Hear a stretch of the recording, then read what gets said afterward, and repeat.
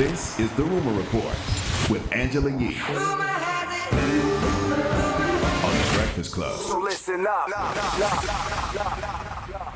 Well, shout out to our girl, Ebony K. Williams. She is the very first Black cast member on The Real Housewives of New York City. It's been 13 years that show has been on, and she made her debut last night.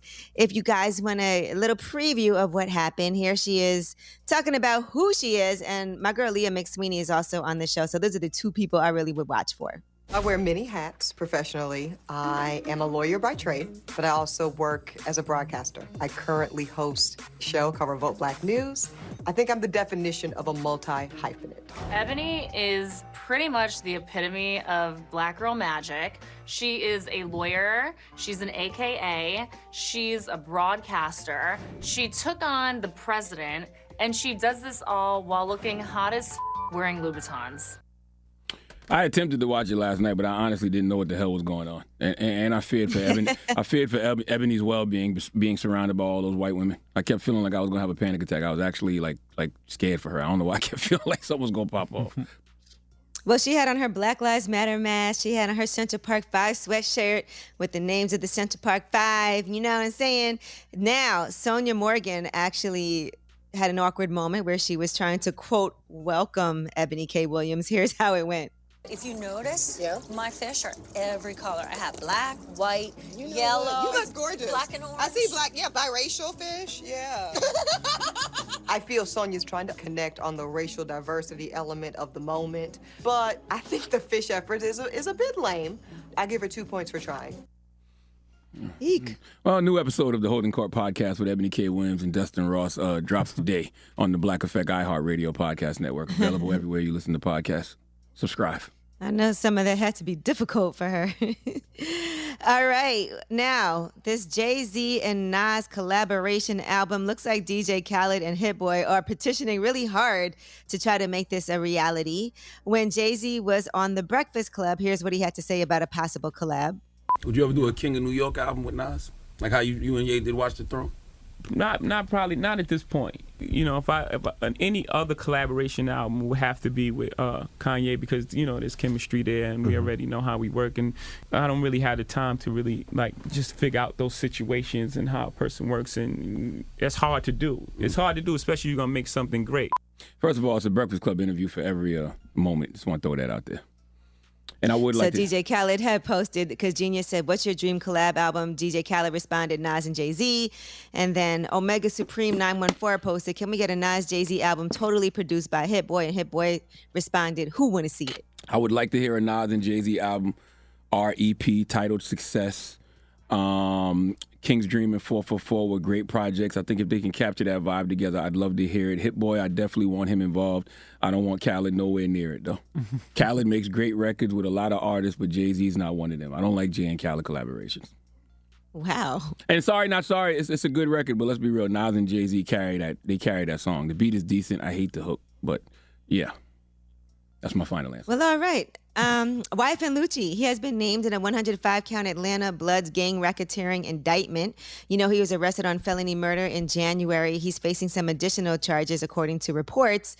He is one of 12 people named in a 75-page, 105-count racketeering indictment focused on factions within the Bloods gang. They said this indictment is unprecedented, period, in Georgia, according to the Fulton County District Attorney. There's been a huge spike in violent crime. I made a commitment to bring the best and the brightest minds here, many of which you see sitting here right now, so that we could deal with this issue of this violent crime. So YFN Lucci's attorney is saying that Lucci is innocent. He said he's not a gang member. What he is an internationally recognized musical artist that is a triple platinum winner that has performed all over the United States and all over the world. So he is already facing an unrelated murder charge in connection to the shooting death of a 28-year-old James Adams last December. He was granted $500,000 bond, but Georgia prosecutors want it revoked. They believe he violated his bond when hitting the studio and going to a strip club. I think I said earlier something to the effect of, you think you got problems till you see somebody else's.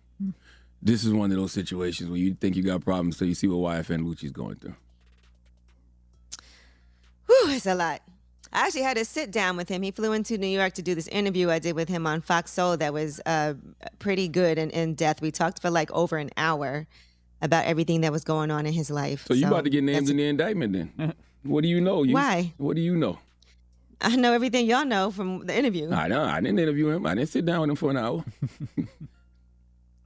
Okay. Well, it's all out there. So it's already out. Yeah, it's already out. Okay. It's out. All right, Naomi Osaka, she is launching a tennis academy in Haiti and in LA.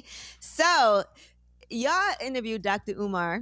Yes, and we he came did. on the show, and he had some, and I wasn't there. He had some things to say about Naomi Osaka. He was upset about the fact that she represents Japan. Here's what he said. Naomi Osaka, I love the sister, right? But guess what? Who is she representing in the upcoming Olympics? She representing Japan. So here you have an African sister with a Japanese mother, and instead of going back home to your father's blood, Haiti, you're instead going to represent the Japanese who've never done anything for black folks, but who taught her to play tennis. Her black Haitian father, and until she do something significant for her father's people, who are responsible for the talent that she got. If it wasn't for a Haitian father, Charlamagne, she wouldn't be in that position. Show love to Haiti.